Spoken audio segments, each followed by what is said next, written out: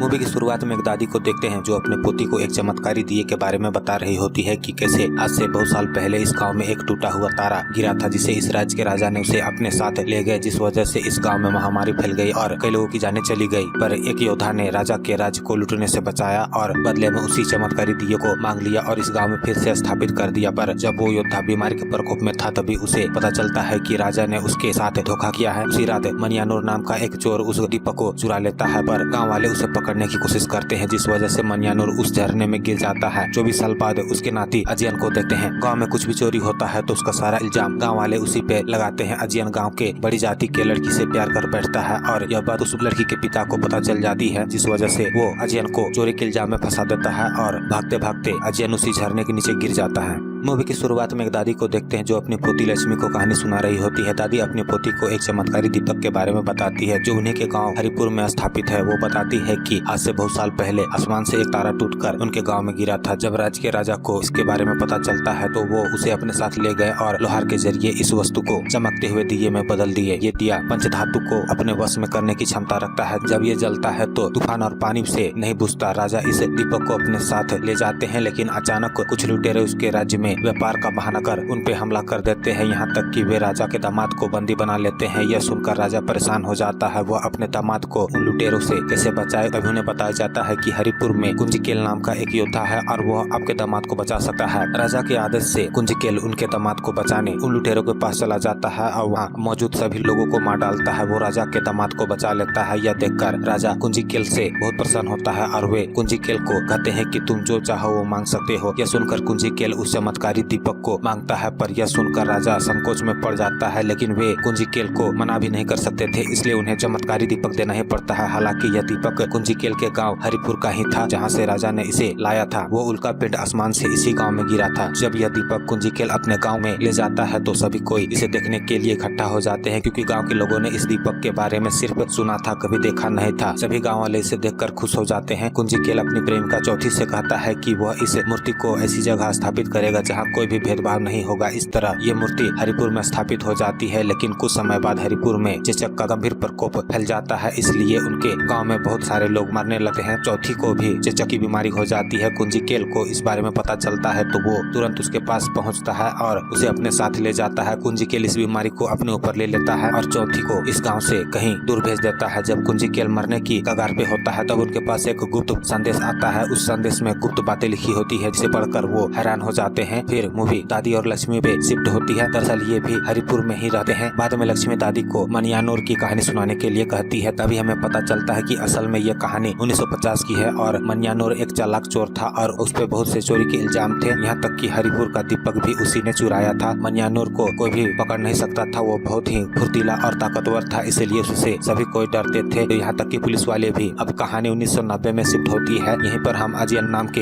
एक लड़के को देखते हैं जो मनियानूर का नाती है, जिस वजह से अजियन पे गाँव वाले बहुत जुल्म ढाते हैं। किसी भी चोरी का इल्जाम उसी के ऊपर लगाते हैं, पर उसकी नानी उसे चोरी करने के लिए उकसाती है। तुम्हारे नाना भी ऐसा किया करते थे। अजियन ने बचपन में सिर्फ एक चोरी की थी, पर उसकी माँ उस पे गुस्सा करती है। दरअसल अजियन की माँ नहीं चाहती थी कि वो अपने नाना की तरह चोरी करे, इसलिए वो उसे हमेशा अच्छी बातें सिखाया करती है। कुछ समय बाद अजियन बड़ा हो जाता है। अजियन के पास एक रेडियो है और उसी रेडियो के जरिए वो अपने प्रेमिका लक्ष्मी से दिल की बातें करता है। लक्ष्मी वही लड़की है जिसे उसकी दादी कहानी सुनाया करती थी। अजियन एक इलेक्ट्रीशियन है और हरिपुर में हर साल कुंजिकेल योद्धा की याद में शक्ति प्रदर्शन रखा जाता है। अजियन इसमें हिस्सा लेने के लिए अपनी तैयारी कर रहा होता है। अजियन एक नीची जाति का लड़का है, इसलिए उससे गांव के लोग ठीक से बात भी नहीं करते, यहाँ तक कि गांव में होने वाली सभी चोरियों का शक भी अजियन पर ही होता है, क्योंकि उसके नाना मनियानूर चोर थे। तभी अजियन के एक दोस्त सुरेश को देखते हैं जो अजियन का बचपन का दोस्त है। जब अजियन रात को चुपके से लक्ष्मी से मिलने जाता है तो वहाँ एक चोर भी मौजूद होता है जो वहाँ से भाग रहा होता है। तभी सभी लोग उसका पीछा करने लगते हैं। अजियन भी भागने लगता है, लेकिन पुलिस वाले की नजर अजियन पर पड़ जाती है और उन्हें लगता है कि वह कहीं से चोरी करके आ रहा है, इसलिए वे उसे थाने ले जाते हैं। ऐसा एक करप्ट ऑफिसर था, वह हमेशा से अजियन को नापसंद करता है और उसे थाने में बुरी तरह से पीटता है। अगले दिन जो एसआई वहाँ आया था वह बहुत अच्छा इंसान था। वो अजियन से बात करता है और समझाता है कि यहाँ के लोग तुम्हें पसंद नहीं करते हैं, इसलिए तुम रात में बाहर नहीं निकला करो। अगले दिन लक्ष्मी के पिता के घर सुदेव नाम का एक आदमी आता है जो द्वीप महोत्सव पूजा को रिकॉर्ड करने के लिए आया है। लक्ष्मी के पिता कहते हैं कि अगर हम आपके लिए कुछ कर पाए तो यह हमारी सौभाग्य की बात होगी। रात को सुरेश घबराए हुए अजयन के पास जाता है और वो अजयन को बताता है कि कुछ लोग मंदिर से मूर्ति चुराने की कोशिश कर रहे हैं। ये सुनकर अजयन सुरेश के साथ उस मंदिर में जाता है जहाँ पर वो देखता है कि मंदिर की छत खुली हुई है। अजयन तुरंत मंदिर के छत पर चढ़ता है और अंदर देखता है कि मूर्ति नहीं है। वो सुरेश को बताता है कि किसी ने मूर्ति चुरा ली है, लेकिन यहाँ सुरेश अजयन को कुछ और बातें बताता है। वो उससे कहता है कि गांव में जितनी भी चोरियां हुई है वो मैं नहीं की है, पर नाम तुम्हारा आता है। यह सुनकर अजयन सुरेश को थप्पड़ मारता है और कहता है कि मैं अपने ऊपर लगे हुए इल्जाम को मिटाना चाहता हूँ, पर तुम्हारी वजह से ये इल्जाम नहीं मिट पाएगा। तभी सुदेव वहाँ पे आता है और अजयन को एक वीडियो दिखाता है जिस पर अजयन मंदिर के छत पर चढ़ा हुआ है। साथ ही सुदेव बताता है कि उसी ने वो दीपक चुराया है। अजयन कहता है कि तुम्हें वो दीपक वापस मंदिर में रखना होगा, लेकिन सुदेव कहता है कि मैं ऐसा कर सकता हूँ, पर मैं ऐसा नहीं करूँगा क्योंकि तुम सभी जिस दीपक की सालों से पूजा कर रहे हो वो नकली है। सुदेव अजयन से कहता है कि मेरे पूर्वजों ने 3 दीपक बनाए थे, उसमें से 2 नकली थे और एक असली। जो तुम्हारे मंदिर में दीपक था वो नकली था। दरअसल तुम्हारे नाना ने हमारे यहाँ से असली दीपक चुरा लिया था और असली दीपक तुम्हारे नाना ने कहीं छुपा दिया है, इसलिए तुम्हें दीपक ढूंढना होगा। अगर तुमने उसे ढूंढकर निकाल दिया तो मैं नकली दीपक मंदिर में रख दूंगा, और अगर तुम ऐसा नहीं करोगे तो मैं ये वीडियो पूरे गाँव में बांट दूंगा, जिस वजह से तुम बदनाम हो जाओगे। तुम्हारे पास दीपक ढूंढने के लिए 10 दिन है, क्योंकि मंदिर के कपाट अगले 10 दिन के बाद खुलने वाले हैं। यह सुनकर अजयन घबरा जाता है क्योंकि उसे अपनी इज्जत बचानी थी, लेकिन अगर वो दीपक नहीं ढूंढ पाया तो सब कुछ बर्बाद हो जाएगा। गांव वाले उसे गांव से बाहर कर देंगे। इसलिए वो अपनी माँ के पास जाता है और पूछता है कि क्या उसकी दादी ने उन्हें दीपक के बारे में कुछ बताया था, लेकिन उसकी माँ कहती है कि तुम्हारी दादी ने कभी उस दीपक के बारे में जिक्र ही नहीं किया। अजयन लक्ष्मी से मिलता है और लक्ष्मी को सब कुछ बता देता है। अजयन को एक जगह के बारे में पता चलता है। वो तुरंत उस जगह पे जाता है। उसे कुछ लिखा हुआ मिलता है जिसके कारण वो अपने नाना के बारे में जान पाता है। अब कहानी 1950 में शिफ्ट होती है, जहाँ हमें पता चलता है कि मनियानूर बहुत शक्तिशाली है, इसलिए पुलिस भी उससे डरते हैं। मनियानूर अपनी बीबी से बहुत प्यार करता है। तभी उसकी बीबी बोलती है कि मैं उस मंदिर में गई थी, पर नीची जाति होने की वजह से मेरा अपमान किया गया। मनियानूर यह जानने के बाद अपनी पत्नी को वादा करता है कि वो उस दीपक को चुरा लेगा, इसलिए वह तुरंत मंदिर जाता है और मंदिर से दीपक चुरा कर अपने लोहार दोस्त के पास ले जाता है। जब उसका दोस्त दीपक की जांच करता है तो पता चलता है कि दीपक नकली है। ऐसा कहा जाता है कि जब कुंजीकेल को बीमारी हो गई थी और वो मरने की कगार पे था, उसी वक्त उसके पास एक गुप्त संदेश आया था। उसमें लिखा था कि यह दीपक नकली है। यह सुनकर कुंजीकेल ने अपनी प्राण त्याग दिए थे। तब मनियानूर और उसके लोहार दोस्त को पता चलता है कि राजा के पास असली दीपक है, जिस वजह से मनियानूर राजा के किले पे पहुंच जाता है, जहां पर राजा ने वो दीपक छिपा कर रखा था। उन्होंने इस दीपक को कड़ी सुरक्षा वाले तिजोरी पे रखा था। वहां पर जान जाने का खतरा था। मनियानूर नौग्रह को सही जगह पर स्थापित करने की कोशिश करता है, पर उससे गलती हो जाती है, जिस वजह से वहाँ पानी भरने लगता है और सारे दरवाजे भी बंद हो जाते हैं। पर मनियानूर उस तिजोरी को खोलने में कामयाब हो जाता है और उस चमत्कारी दीपक को देखता है। वो तुरंत इस दीपक को अपनी पत्नी के पास ले जाता है। उसकी पत्नी इस चमत्कारी दीपक को देखकर बहुत खुश होती है। मनियानूर कहता है कि इस असली दीपक को अपने पास रखेंगे और नकली दीपक को वापस मंदिर में रख देंगे। मनियानूर दीपक को मंदिर में रखने के लिए जा ही रहा होता है कि तभी गाँव वाले मनियानूर पर हमला कर देते हैं, क्योंकि उन्हें लगता है कि उसने यह दीपक मंदिर से चुराया है, जबकि मनियानूर उसी दीपक को वापस मंदिर में रखने जा रहा होता है। लेकिन लड़ाई करते करते वे सभी झरने के पास पहुंच जाते हैं और मनियानूर उस झरने में नीचे गिर जाता है। मूवी प्रेजेंट में आती है, जहां पर हम देखते हैं कि कुछ दिनों के बाद गांव में कुंजीकेल की याद में प्रतियोगिता होने वाली थी और इस गांव में लाठियों की प्रतियोगिता आयोजित की जाती है। पर इनके गांव में ऐसा कोई भी व्यक्ति नहीं होता जो प्रतियोगिता में भाग ले सके, जिस वजह से सभी कोई अजयन के पास आते हैं और उसे गाँव की तरफ से प्रतियोगिता में भाग लेने के लिए कहते हैं। पर अजयन की एक शर्त होती है कि वह इस प्रतियोगिता में भाग लेगा, पर इसके बदले उसकी माँ का मंदिर जाने के लिए पाबंदी हटाना होगा। सभी को इस बात से सहमत हो जाते हैं। अजयन प्रतियोगिता में भाग लेता है। वो अच्छा प्रदर्शन कर रहा होता है और जीतने ही वाला था, पर सुदेव उसे हारने को बोलता है। उसे ना चाहते हुए भी यह लड़ाई हारनी पड़ती है। अजयन से एक व्यक्ति कहता है कि लक्ष्मी ने तुम्हें घर पे बुलाया है। जैसे ही अजयन लक्ष्मी के घर जाता है, वैसे ही लक्ष्मी के पिता अजयन को बाहर से कमरे में बंद कर देते हैं। दरअसल लक्ष्मी के पिता ने ही अजयन को धोखे से बुलाया था। उन्हें पता चल गया था कि अजयन लक्ष्मी दोनों एक दूसरे से प्यार करते हैं, इसलिए उन्होंने अजयन को फंसाने के लिए कमरे में बंद कर देते हैं। दरअसल उस पर पहले से ही चोरी के कई आरोप लगे हुए थे। अजयन कमरे में बंद था। उसी वक्त एक भले आदमी ने दरवाजा खोल उसे भागने में मदद करता है और जैसे ही वह बाहर जाता है तो कई लोग उस पर हमला कर देते हैं, लेकिन अजयन बहुत ताकतवर है। वो सभी से लड़ता है और यहाँ से भाग जाता है। पर गाँव के सभी लोग उसके पीछे पड़ जाते हैं, क्योंकि सभी का मानना था कि अजयन ने ही वो सारी चोरियां की है। अजयन जब अपने घर पहुँचता है तो वो देखता है कि उसका घर लोगों ने जला दिया है। वह गाँव के लोगों से दूर भागने लगता है और वो उसी बड़े झरने के पास पहुँच जाता है जहाँ उसके नाना की हत्या हुई थी। अजयन भी यहाँ काफी देर तक लड़ता है, लेकिन अंत में अजयन भी झरने से नीचे गिर जाता है। जैसे ही वह पानी में गिरता है, कोई अनजान शक्ति अजयन की जान बचाती है और उसे किनारे ले जाती है। जब वो चाकू को फेंकता है तो चाकू वापस उसी के तरफ आ जाता है। तभी अजयन को याद आता है कि उसकी दादी ने एक बात कही थी कि भगवान हर जगह है और इस झरने के पास उन्होंने यह भी कहा था कि भगवान इस पानी में भी है। अजयन समझ आता है कि वो दीपक यही है, इसलिए वह पानी के अंदर उस दीपक को खोजने लगता है और उसे वो दीपक मिल जाता है। जब वो उस दीपक को छूता है तो अजयन के सारे जख्म ठीक हो जाते हैं। अगले दिन गांव में महाआरती हो रही होती है। तभी उस गांव का ईसाई मंदिर में पहुंचता है और गांव वालों से कहता है कि तुम सभी ने एक निर्दोष आदमी को जान से मारने की कोशिश की है, जबकि उसने ही तुम्हारे गांव की इज्जत बचाई। फिर अजयन की माँ असली दीपक लेकर आती है। यह देखकर सभी गांव वाले हैरान हो जाते हैं। इससे पता चलता है कि जिस दिए को गांव वाले सालों से पूजा कर रहे थे वो असल में नकली है। लक्ष्मी के पिता लक्ष्मी को गाँव से कहीं दूर भेज देते हैं, पर अजयन लक्ष्मी को ढूंढ निकालता है और अपने प्यार को बचा लेता है। और इसी के साथ ये मूवी यहीं पर समाप्त हो जाती है। अगर आपको इसी तरह की मूवी एक्सप्लेनेशन देखनी हो तो मेरे YouTube चैनल को सब्सक्राइब करें और बेल का आइकन जरूर दबाएं ताकि मेरे हर एक वीडियो का नोटिफिकेशन आप तक पहुंच सके।